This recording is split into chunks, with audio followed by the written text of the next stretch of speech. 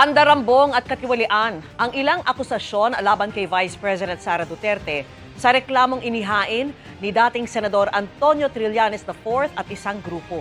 Ang hiling nila sa Ombudsman, imbestigahan ang bise at sampahan ng impeachment complaint. Nakatutok si Maki Pulido.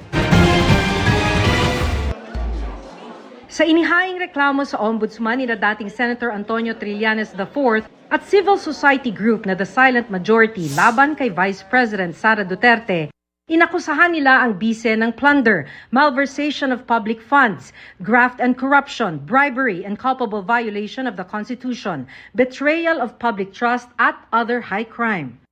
Hiningi ng mga complainants na mag-imbestiga ang Office of the Ombudsman at pagkatapos ay maghain ng impeachment complaint laban kay Vice President Sara Duterte.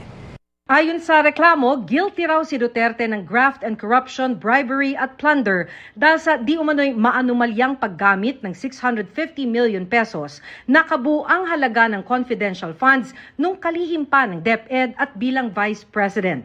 Naka-attach dito ang salaysay ni Ramil Madriaga, ang nagpakilalang dati umanong civilian intelligence agent ni Duterte at ng ama niyang si dating Pangulong Rodrigo Duterte at nagsabing naghatid umano siya ng pera mula sa confidential funds sa ilang individual sa utos ng bise. Nilustay din umano ni Duterte ang higit 2.7 billion pesos na confidential funds nung mayor siya ng Davao City. Lumobo raw ang halagang ito mula 2010 hanggang 2022. Nung kalihim din daw si Duterte ng DepEd, 12 billion pesos ang inisyuhan ng Commission on Audit ng Notice of Disallowance dahil sa posibleng mali o sobrang paggamit ng pondo.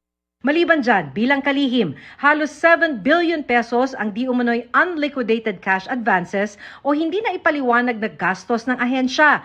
Kung may hindi maipaliwanag na gastos, ayon sa mga complainants, may higit 15 billion pesos din na pondo ang DepEd na hindi nagamit sa halip na naipatupad ang iba't ibang proyekto. Sinita pa raw ng COA ang hindi nagamit na pondong sanay na ipampatayo o pinang-repair ng mga classroom. Dahil dyan, ayon daw sa COA, 192 classrooms lang daw ang naipatayo ng DepEd samantalang 6,000 ang target at 208 classrooms lang ang na-repair sa target na higit 7,000. 8 billion pesos din umano ang halaga ng overpriced na laptop nung kalihim si Duterte ng DepEd. Sabi ng mga complainant, guilty rin si Duterte ng bribery and culpable violation of the Constitution. Ayon sa reklamo, may hindi raw maipaliwanag na kayamanan si Duterte. May 2.4 billion pesos umanong nakadeposito sa bank account ni Duterte kung saan ka-joint account ang kanyang amang si dating Pangulo Rodrigo Duterte at asawang si Attorney Manasseh Carpio. Ang mga bank deposit na ito at ibang ari-arian, hindi rin daw idineklara ni Duterte sa kanyang Assets of Statements and Liabilities o SALN. Pagka binuksan yung bank accounts or galing man lang dun sa mga flagged transactions ng AMLAC, ito na hindi na nila maitatanggi. Tumanggap din umano si Vice President Duterte at kanyang mga kaanak ng suhol mula sa isang drug lord nung mayor siya ng Davao City. Ayon pa sa inihaing reklamo, guilty si Duterte ng betrayal of public trust at other high crimes. Isang basehan umano rito ay nang pagbantaan niya ang buhay ni Pangulong Bongbong Marcos.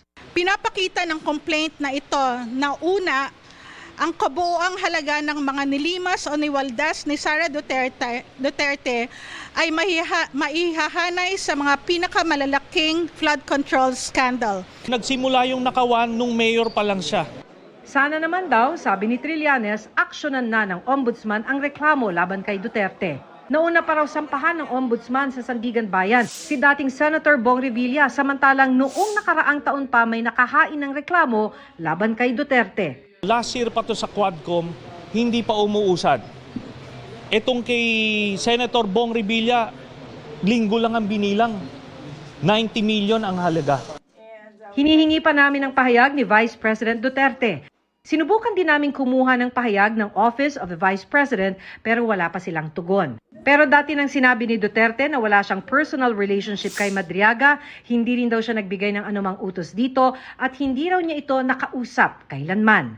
Dati na rin niyang itinanggi na may mali sa paggastos ng Office of the Vice President at DepEd sa confidential funds.